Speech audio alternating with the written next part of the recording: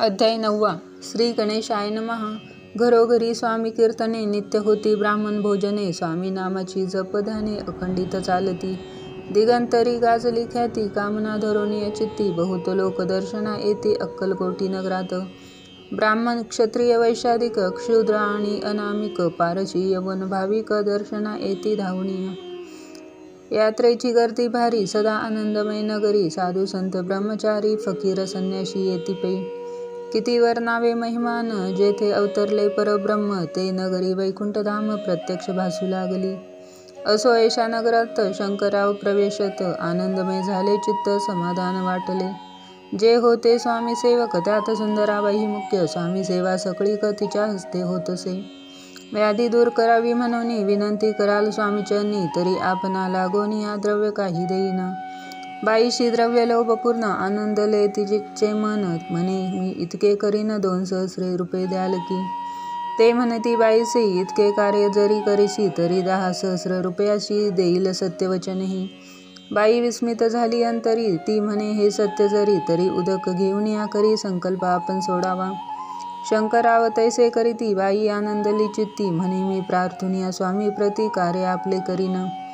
बाई स्वामीशी बोले वचन, हे गृहस्थ थोर कुलीन. परिपूर्व कर्मे या लागुनी, ब्रह्मासंबंध पीडितो.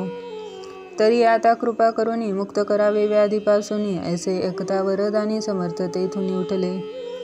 यवन स्मशानभूमीत आले यतिराज त्वरित. एका नूतन खांचेत निजले छाती टाकोनी. सेवेकरी शंकररावसी, म्हणती लीला करुनी ऐशी. चुकविले तुमच्या मरणाशी, निश्चय मानशी धरावा.